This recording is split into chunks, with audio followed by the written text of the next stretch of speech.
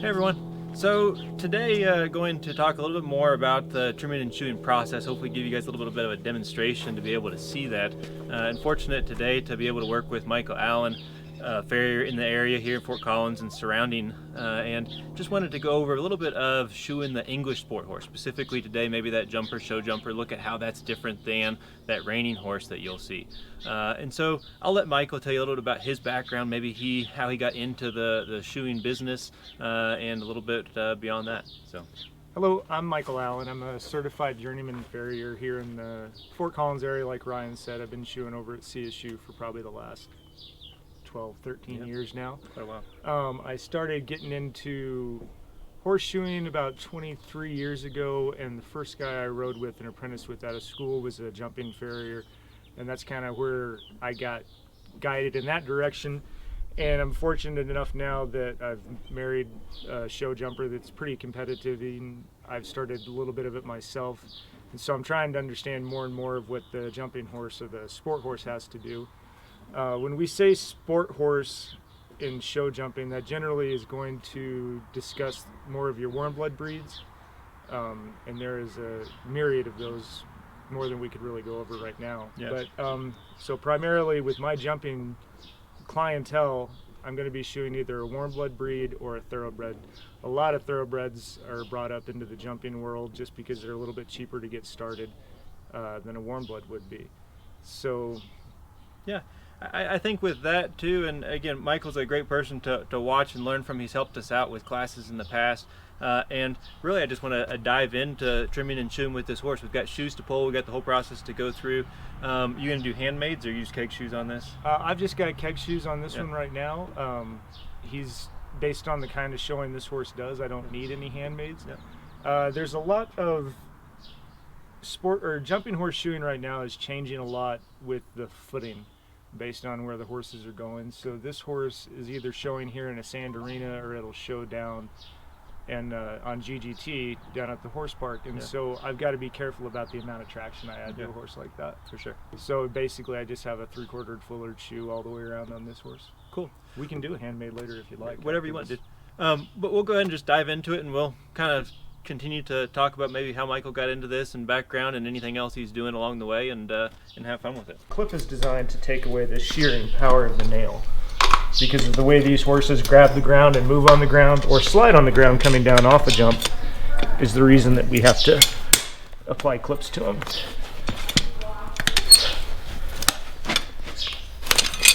You can see how easily he pulls that shoe with his pull-offs there.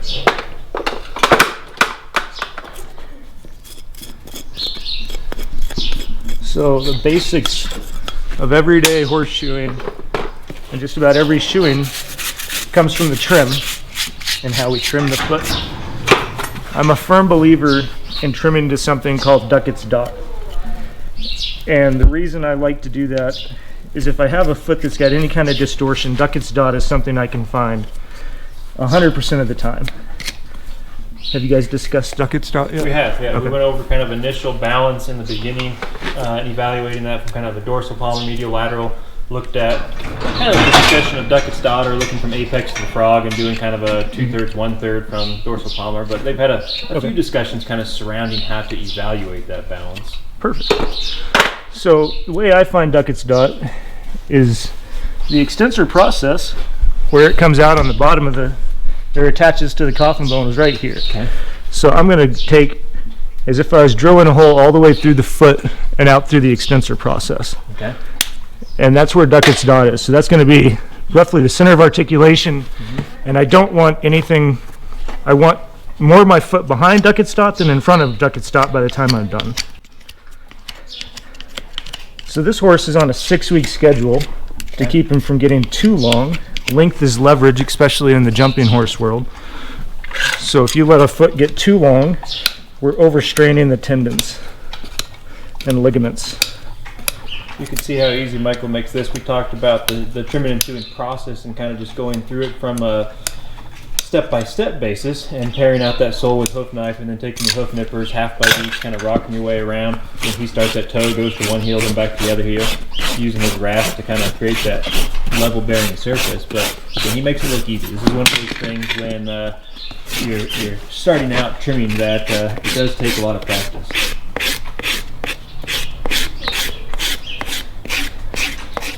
When I'm trimming feet, I like to trim them. Feet grow three-dimensionally, and I'm trying to always view the foot three-dimensionally in my head. But when I say three-dimensionally, they grow down, they grow forward, and they grow out. And so I have to trim the foot in 3 different directions. So I'm trying to bring back the foot up this way. I'm going to take any flare and distortion off, and I've shortened the toes, so I took care of the growing out. Yeah, good. A pretty conservative approach, as AFA and everybody else would recommend too, and not trying to take more foot than you need sometimes. Yep. I can always come back and take more later, but it's really hard to put back on. Yep. I am a firm believer in jumping horses, and this might change for reiners, I'm sure it will. In jumping horses, I like to have a cup to the foot. And the reason I want to have a cup is because that's part of the way the horse is going to grab hold of the ground. Yeah. And the other reason I want a cup is as this horse pushes down in any kind of gait, especially the canter, the bony column is pushing down and the sole's flattening out. So I need a spot for the bone to go as it's going downwards, instead of just crushing the circumflex artery at the front of the foot. Yep. And as we continue to look at the shoes for this, y'all, you'll see we've talked about front and hind patterns a little bit. And I don't know if you could tell from when he was trimming that hind foot, but quite a bit more pointed in a shape as compared to that front pattern. And so, many people will buy peg shoes that are more of a, front pattern more or less, and open them up a little bit to fit, and then narrow them up to the hinds. You can buy front and hind pattern keg shoes, but sometimes people won't bother with that. So I've removed all the distortion. Now I'm actually going to reset this shoe that's on here. I'm going to go heat that up, and while that's heating up, I'll get the other foot going. Cool. Okay, yeah. So we're out at the forge here with Michael. He's got that hind shoe that we just took off, and so he's going to clean it up, shape it up on the anvil, and then we'll look at it from there.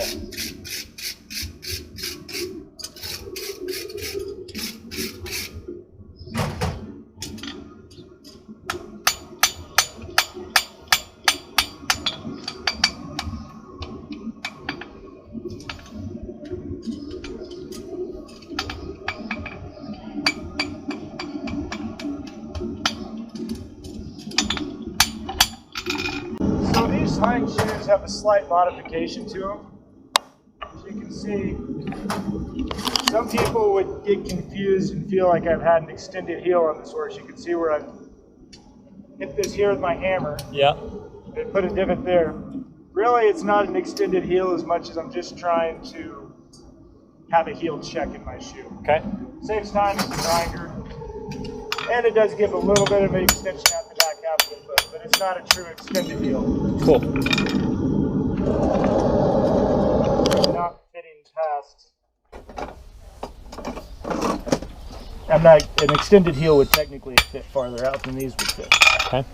So now I'm going to go check my foot, my shoe to the foot, and I'm going to burn my clips in. Okay, so he's got his hot fitting tongs on there.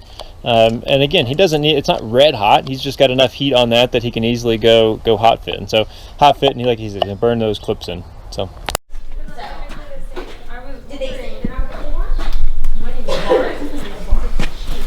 As I mentioned earlier, clips are to take away shearing power of the nails. But for a clip to function properly, it has to be burnt or notched into the hoof wall. A clip leaning against the side of the foot is really only pinching the foot. It's not really having its true function. It'll keep the shoe from shifting as much, but it's going to start to cause a deviation in the white line.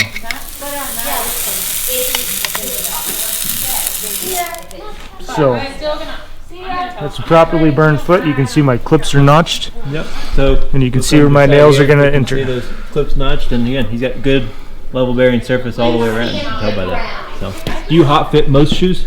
On every horse that'll let me. Yep.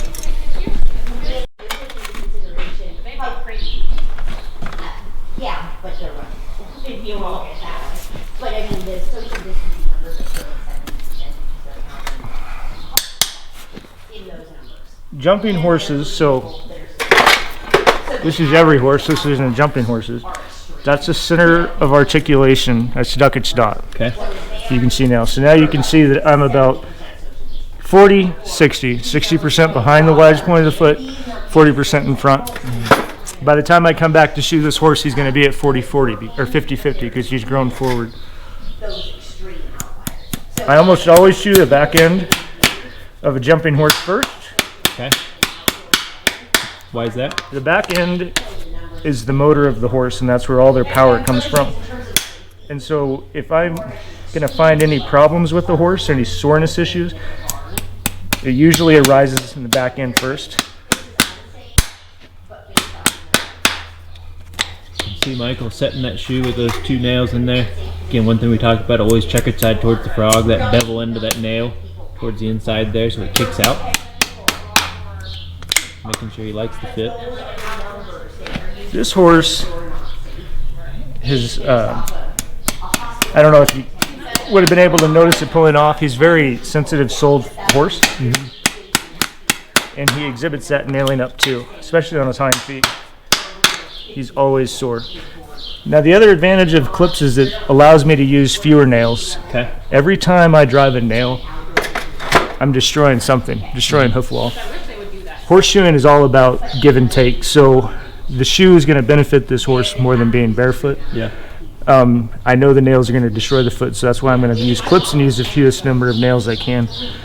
I've also set this shoe back slightly off the toe, and all that does is just create a little bit of a shorter stride with the hind end and a little bit more safe in case he hits his front end. Okay.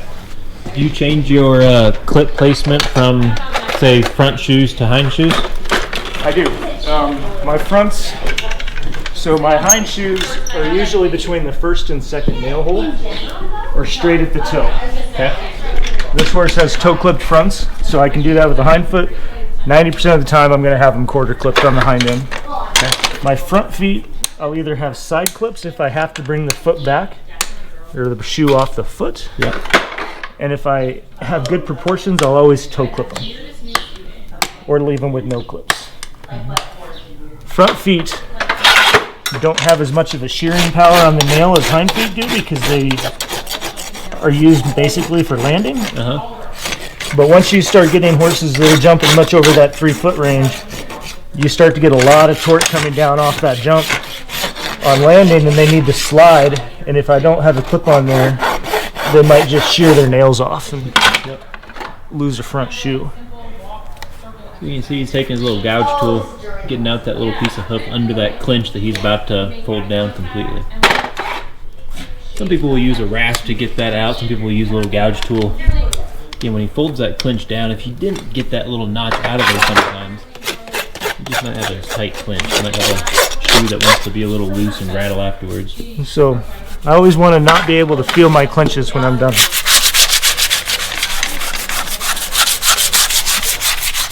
And this is just to get all the mud and dirt off and make it look pretty for me.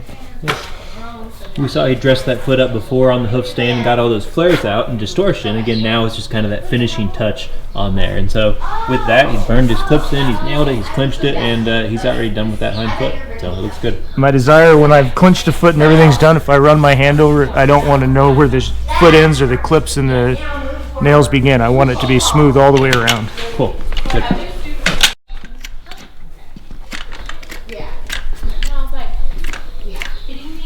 Do you end up doing much cleaning up the frog every time? Not on feet that are managed on a regular basis. Yep. Frogs kind of, with the snowstorm we just had and the wet moisture, some of the frogs are a little bit nastier right now.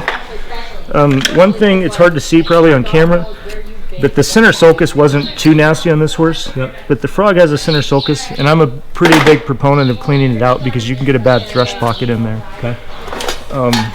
Again, his on, you look at this horse, he uses loop knife a little bit. The commissures of that frog are already pretty clean on both sides. So there's Duckett's dot that I found again. Okay. The other cool thing that we all know, everything in front of this is bone. In front of the widest point of the foot, this is roughly where the coffin bone's sitting. The navicular bone's sitting right in here. Okay. And everything back here is soft tissue.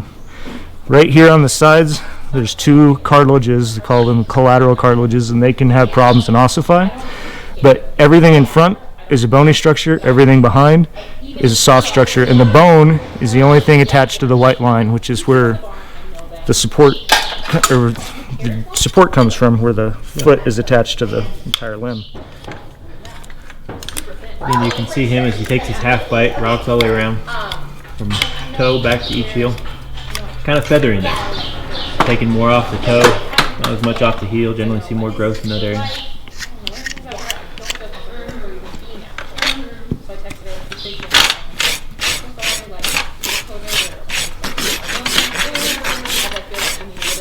And you can see he keeps his rasp very fluid and moving around.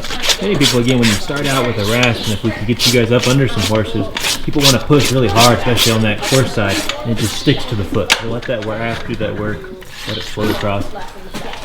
It's just lightly smoothing out that outside edge. The newer the rasp, the lighter you have to push, because it just wants to bite and grab, and if you push down, it'll go nowhere. So the other reason, this horse doesn't have a lot of distortion, but I always want to bring a foot forward and I want to look at it. I want to make sure there's nothing I've missed because I can't see the top from the bottom. I want to make sure that there's not a crack formed up here, there's not something else going on. I always want to have this cleaned up where my clips are going to go because I can't clean it up after the shoe and the clip are on there. Okay. So part of it's just bringing it up, putting it on the hoof stand, being able to inspect the foot, make sure you're happy with it all. Inspect the foot, make sure that the coronary band is straight to the foot. So this coronary band is the shape of the coffin bone, and I want my foot to match what my coronary band looks like. And if there's any kind of a limb deviation, I'm going to fix it with my shoe. I can't fix it necessarily with the trim, but I'll fix it with the shoe that gets nailed on. Okay. Yeah, I saw you take your rasp a little bit ago and kind of put it on there as a bit of a straight line, making sure we didn't have any distortion on there. So, cool.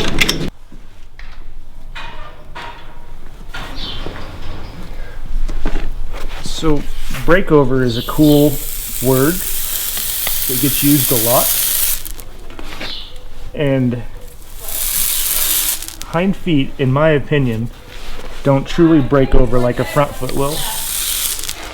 There is an active breakover, which is actually the final pulling point of a flexor tendon that breaks the foot off the ground.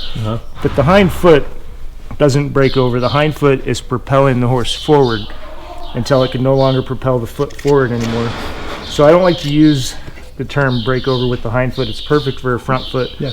But even with the front foot, a lot of times I'll say the phrase rollover instead of breakover, because people get confused with breakover, and a vet will say shorten breakover of the hind foot, which technically I've done by setting the shoe back slightly off the toe. Right.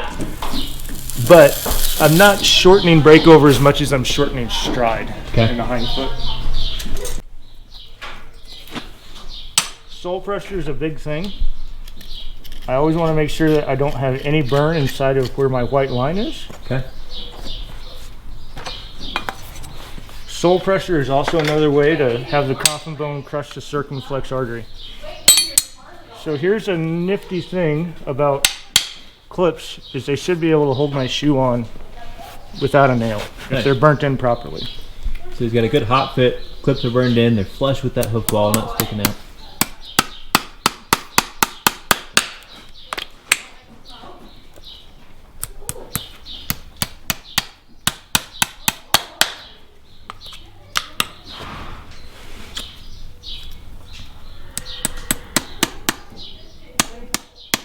See him feeling with his finger, kind of anticipating where that nail is going to pop out.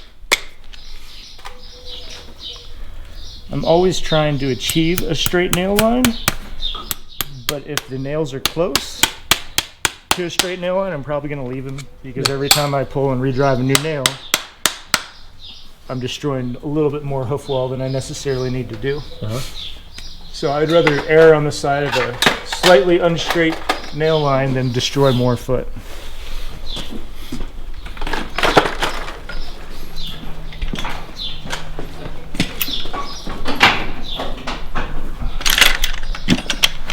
So one of the things I was mentioning earlier that I can fix with my shoe, this foot is offset. Okay. The cannon bone and foot's offset to the side. So I'm able to fit just a little bit wider here to help support the inside of this horse's limb more. The foot's offset from the leg. Okay.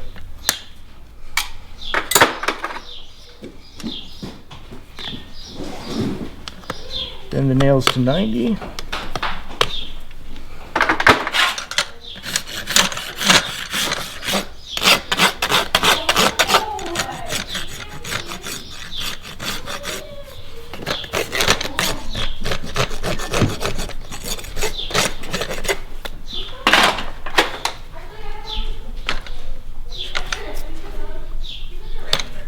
Easy go. The horses you shoe on a regular basis, how much of it do you think is really just a maintenance shoeing every 6 to 8 weeks versus more of this kind of, you feel like you're doing more corrective therapeutic shoeing of wedge pads or heart bars or other random things? Probably about 70% maintenance. Yeah.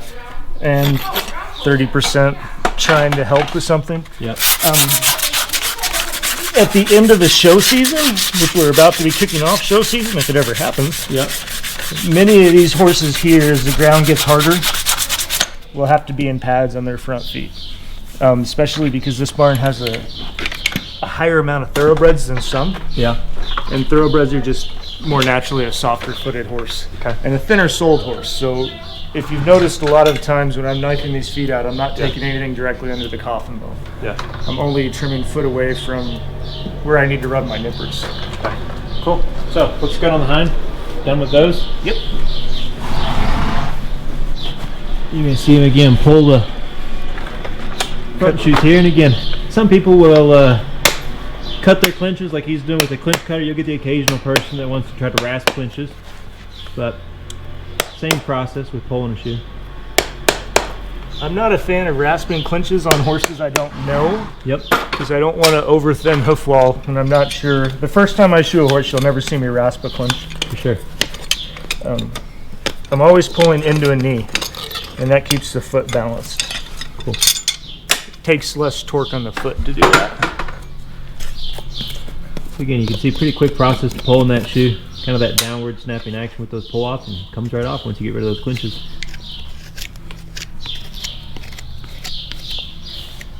Front feet are the rounder shape that he was discussing, and the reason they're more of that shape is they're designed for turning left to right. The hind foot's designed for grabbing the ground and pushing the horse forward. Talk about that impulsion and that drive. Get that insane stifle joint and pushing that horse forward. I shoe more jumpers than hunters. Do they know the difference between jumpers, hunters, equitation? I'd say on a general level, probably not much differences into how that may look from a shoeing perspective, but Okay. So hunters versus jumpers and equitation. It matters how the horse looks when it's moving. Okay. Jumping, it doesn't matter if this horse is on the incorrect lead, as long as it can get over the jump correctly. It doesn't matter how high its knees are coming up, as long as it gets around the course without knocking any rails off. So it really doesn't matter to me the type of shoe I have on a jumper versus aluminum, or how heavy that shoe has to be. Aluminum is probably going to always go on a hunter because they care about knee action, and it's a judged event instead of a timed event. yep. So this bruising is in the seat of corns. It's not really probably a true corn, Yep. but it's in the seat of corns, so I'm going to alleviate the pressure, and it's most likely came from dirt building up on the Building inside the of the chute. Yep. And that's part of the problem with soft-footed thoroughbreds. That's why they're going to end up in pads by the end of show season. And I think you generally leave to the approach looking at these shoes too. You oftentimes leave your heel nails out on these shoes for some expansion as well. Yeah, or for a place to nail in the future if we happen to lose a shoe. Yeah. I try to never. My shoe selection is based on where the nail hole placement is, Uh-huh. and I never want to nail behind the widest point of the foot. because that's where I'm going to inhibit expansion and contraction. Yeah. So I see this one obviously with our toe clip here. Why would you have a toe clip versus a side clip or quarter clip here? Well, on this horse, I can maintain the ratios that I want. And I don't like a side clip on his front foot because it's already dived in right here. So if I put a side clip on here, it's going to be pinching the white line, which is going to start to eventually change the shape of my foot. So the one thing I will do when I put a toe clip on a horse like this is I might notch it in just a little bit and bring the whole foot back and just rasp it down to the shoe. Okay. I wouldn't do that in a contest, but for everyday shoeing, it's a whole lot more practical for what the horse needs. Yeah. I'm going to pop these shoes in the fire. These are a pair of front shoes. They come in lefts and rights. Okay. Most of my shoes are going to come in lefts and rights. I buy my shoes based on section. So this horse needs a thin section because he's got a thin hoof wall, and I need my nail holes to exit finer than a big wide shoe. Okay. So You stock a pretty wide variety of different shoe sizes, I'm sure, for keg shoes. I do, yeah. And whatever I don't have in stock, I'll just make them if I need something that I don't have that day. So while you're pulling that shoe, do you feel it gives you a different advantage knowing that you ride and compete yourself, that you have that perspective, I guess, in being able to evaluate balance and look at horses from just both a functional and a geometric side? I don't know if it's helping me with... It is helping me a little bit because I understand more of what the horses have to do now. Yeah. But it's definitely helped me communicate with owners and trainers when they tell me something's happening during their ride. Before, I wasn't really quite sure what they were talking about. Now, if they tell me this horse is just sticking on landing, I know a little bit more what they mean by sticking on landing, and I can help it makes the discussions go easier. Yeah. And better. Or if they say my horse is not just, he's just not getting a hold of the ground, maybe we need to consider adding more traction or something on their back end. I mean, there's all kinds of different, depending on what the horses are doing and where they're showing, I'll change the style of shoeing, and I can always drill and tap a shoe, which means they can add a stud. Yeah. So they can add traction any particular day they need it, especially if they're showing on grass, they're going to need traction. More traction than we want them to walk around with every day. And those studs will just screw in and out of that hole easily removed, right? Mm-hmm. Yeah, that's something that the riders or the grooms do right before the show, and as soon as they bring them back, they take them out as they untack them.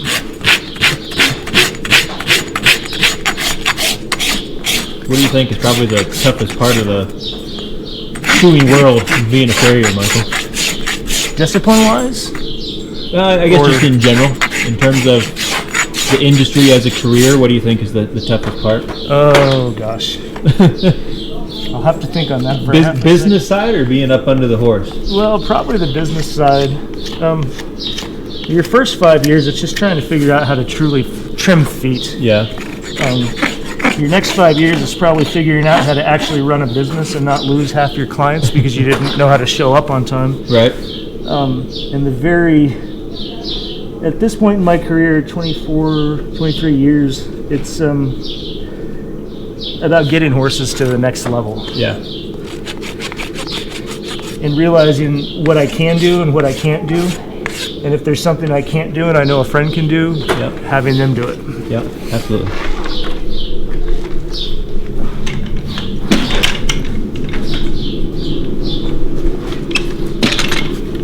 One thing that is nice about shoeing here at this facility is while I'm shoeing all day long, I'm also watching my clients ride their horses. Yeah. And I'm able to see what they're doing, how they're riding. The way a person rides changes a lot. Could change the way I shoe. If they're a real tentative rider, yeah, and they tell me their horse is tripping, I'm probably going to have to bring back my breakover a little bit more. If they're a really aggressive rider, I might not. It helps to be able to see the person ride the horse. Yeah, for sure. So we got both feet trimmed up and shoes are in the forge.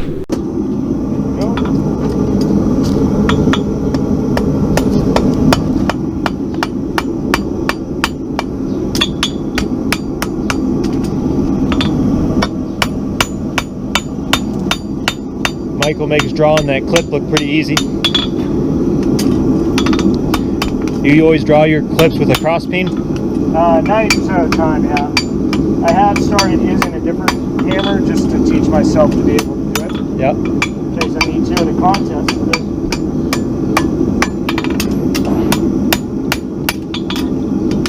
I have more control of a cross beam than any other hammer. Yeah. My skilled opinion. Again, you can see I'm using the different parts of the anvil for various purposes. A lot easier shaping those shoes when they're hot, but the face of that anvil there for leveling those shoes.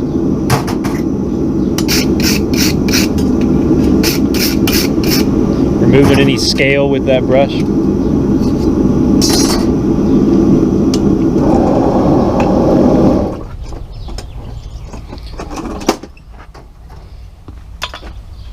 So I guess in terms of keeping up with skill of shaping shoes, making shoes, how do you keep up in this industry yourself? Do you do a lot of work at home, contests?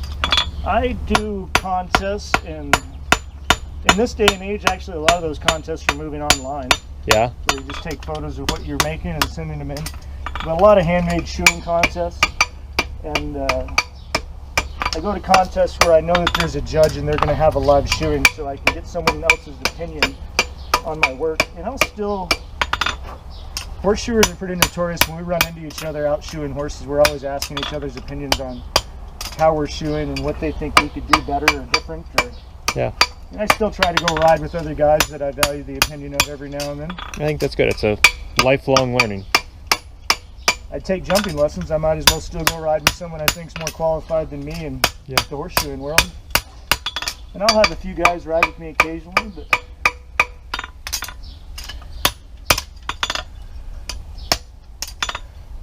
alright, let's go see if it fits.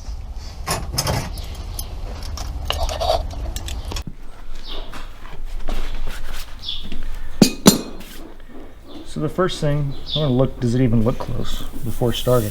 Okay.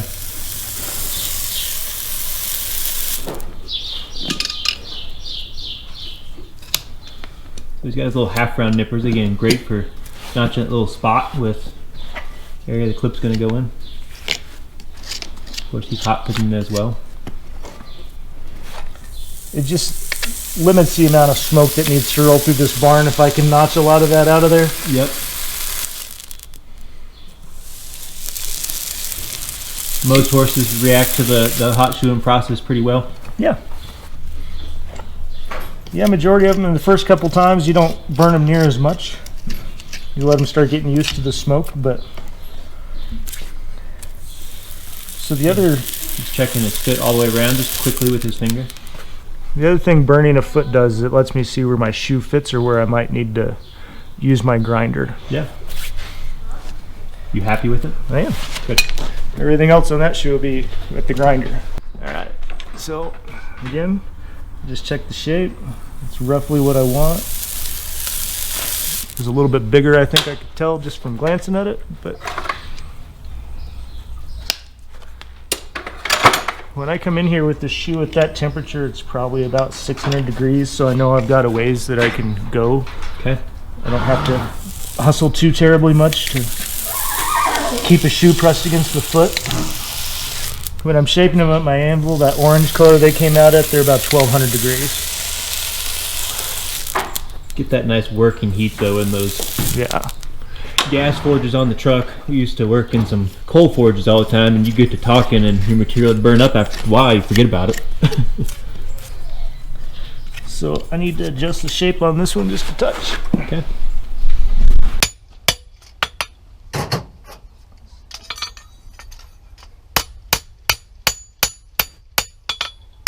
You might be able to notice the colder it is, the harder I hit it.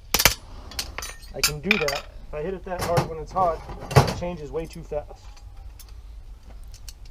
Go finish. Nicht gut. Alright. Look good? Yep. So you can see this. I'm even going to be coming off the toe just a little bit again. Okay. And I'm just going to rasp that down instead of rolling it like I did on the hind feet. Yep. But I'm only going to rasp the bottom one third of the foot. Okay. Safety first because it's loud.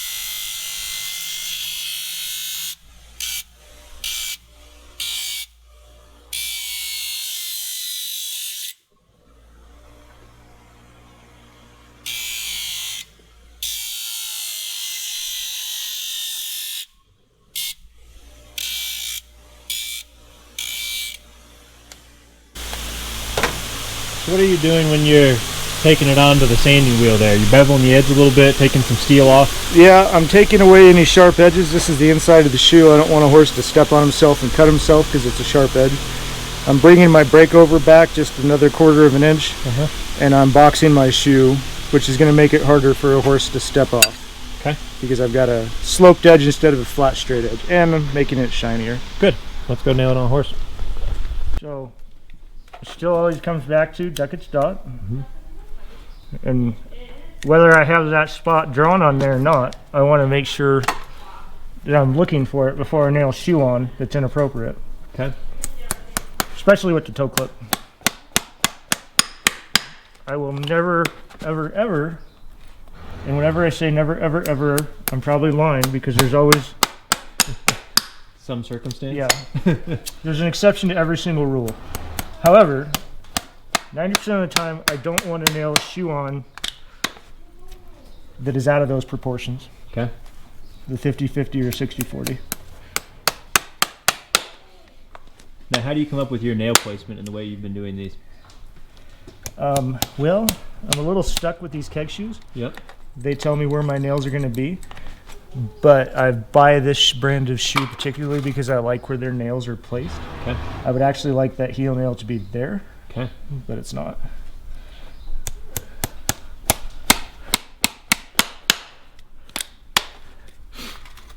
And you can see he pretty quickly and easily bends those nails over once they kick out. Some people will ring them off. You ring them off, they leave a really sharp edge though. So there is, you can go either direction on that.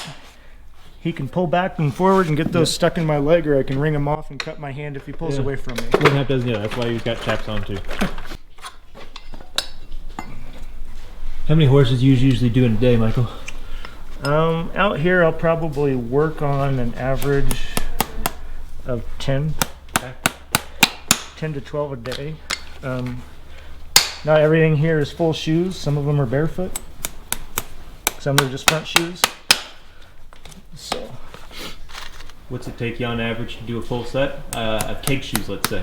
Full set of keg shoes, I'm going to try to be done in probably, if it's a horse I'm comfortable in, no, about 50 minutes. If it's a horse I've never met, it's probably going to take me up to an hour and 20 minutes to shoe that horse while I'm trying to figure out where I want their feet to be going. Good.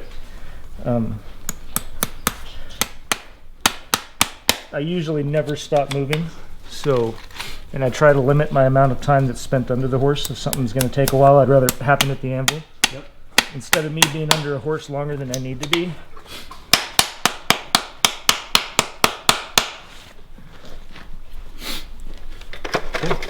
One front shoes are on.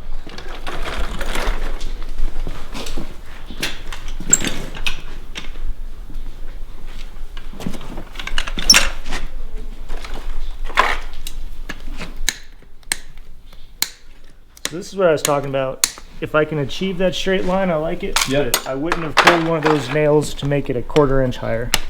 Absolutely. Not worth it. Because I'm already a third of the way up the hoof wall, so I'm into a very viable, strong hoof wall. Yep. Everything I work on is dead structure. And I always want to stay working on a dead structure. I never want to get to anything that's red or live. Red is a bad color. Red is stop.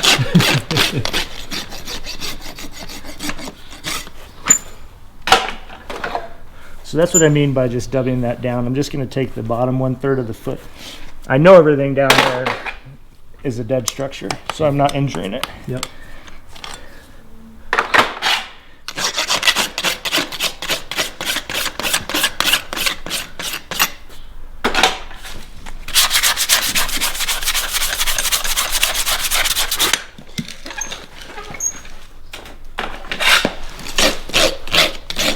Well, my clinch is the same length.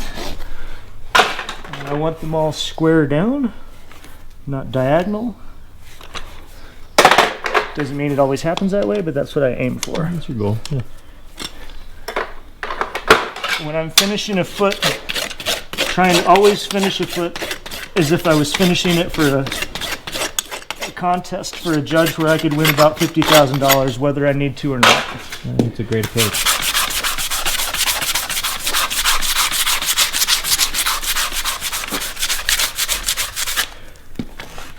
Again, you can tell he's got that completely smooth.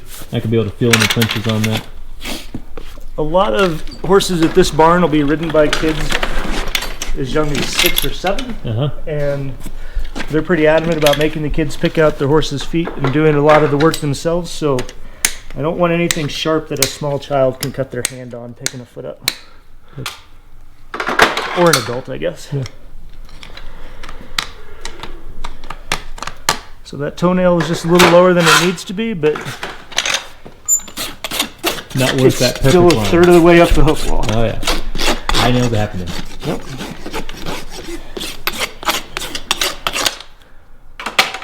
Here's a good example of how a foot grows forward. This is the same brand of shoe, and that's where that toenail is. So that's been 6 weeks. Yep. This horse grew roughly a quarter of an inch a foot in 6 weeks.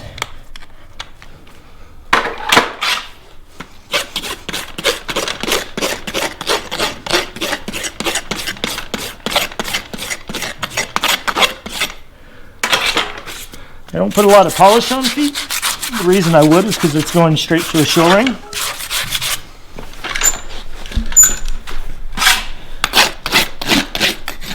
Or it's my wife's horse.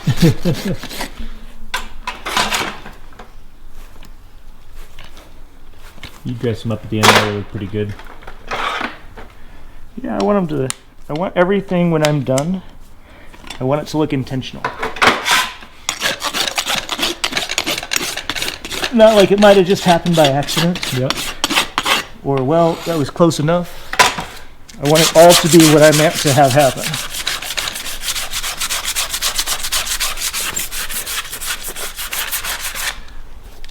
Looks great. Well, there we go, folks. We got a full set on.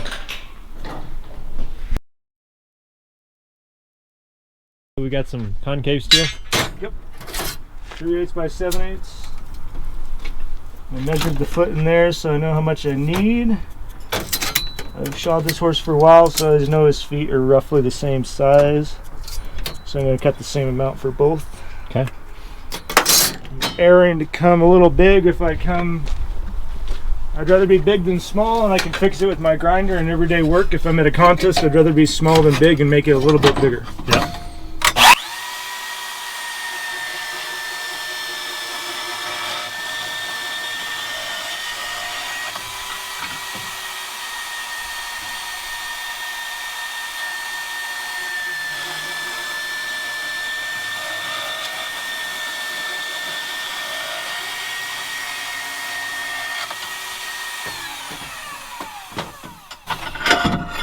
Reason for that is because I don't have power tools at a contest, and here I have power tools. Why do you use concave steel? I'm using concave for this horse to add traction to the back end, and it's a fast shoe to make because I don't have to apply the fullerene, it's already in there for me. Yep. I'll go ahead and mark my toenails in case I get distracted. So what are your marks here? This would be our center. This is the center of the shoe, this is the outside branch, and these are where I'm going to punch my toenails to start, just to give my eye something to look at when I'm making the shoe. And we're going to try, we'll clip these shoes too. I think I've got a bob punch in my truck. See if we can get these shoes made in 3 heats. Cool. And for you guys, 3 heats is pretty quick. I'm hoping to. Keep moving forward in life. So those are all my marks. And those will be ready to shape once I'm done trimming the next foot.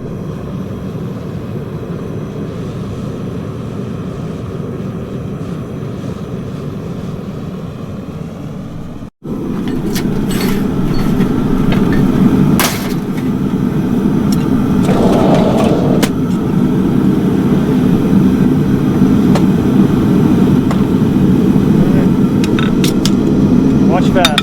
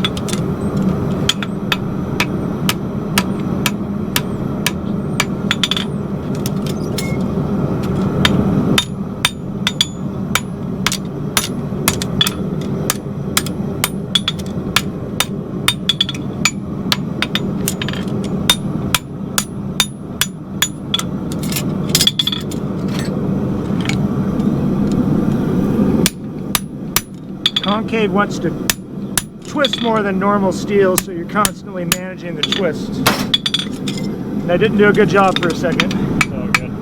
We saw you straighten it out.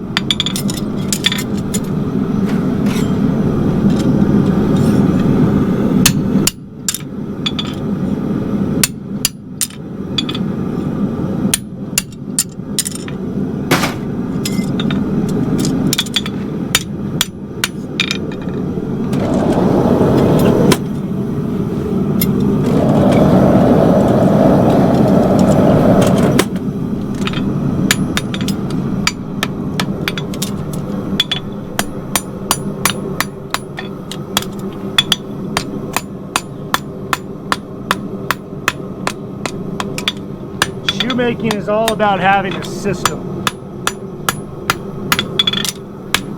and knowing what you're going to accomplish each heat.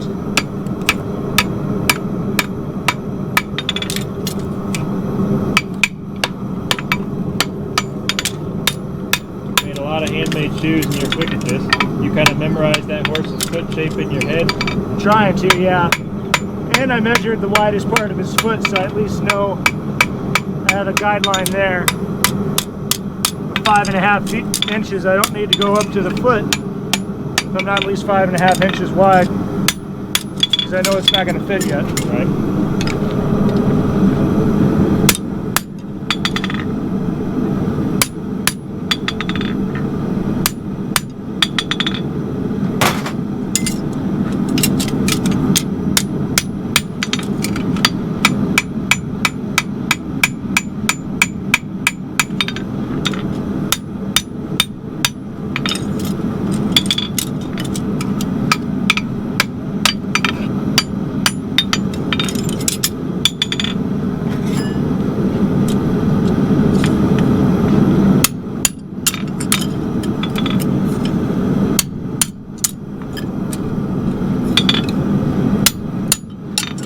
The inside branch just a little bit and the toe, just take away the sharp edges. That's where they want to hit themselves with their own shoes the most.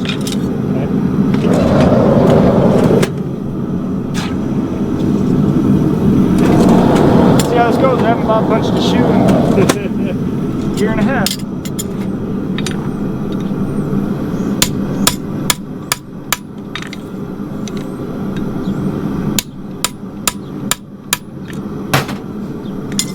This is a traditional style shoe from England, and it's traditionally bob punched there. Okay.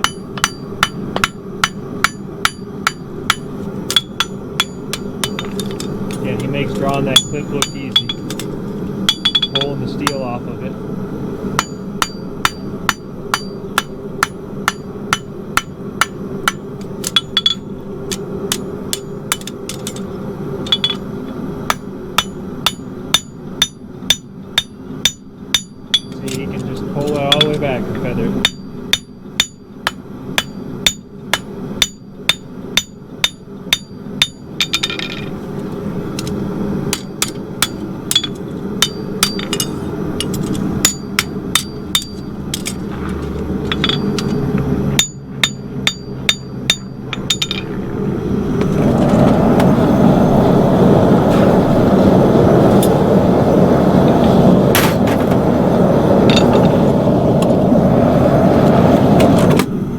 Try cross beam it. Okay.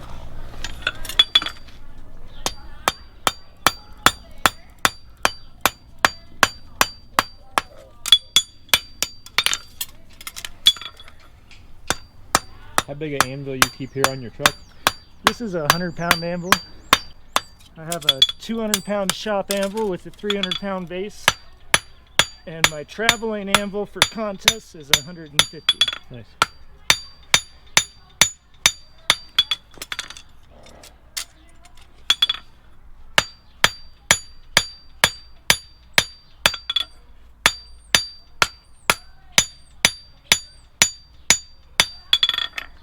Bought these hammers from the guy a while back, and this handle's slick.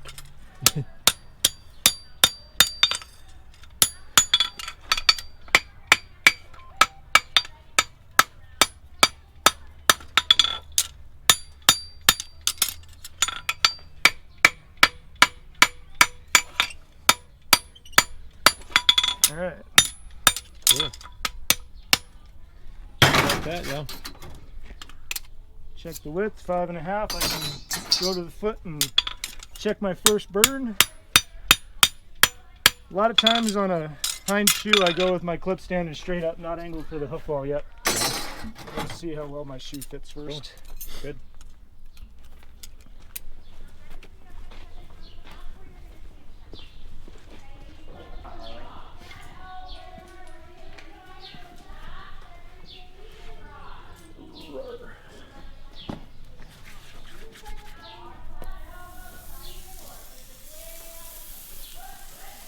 So it's close, just need to open it up and angle the clips.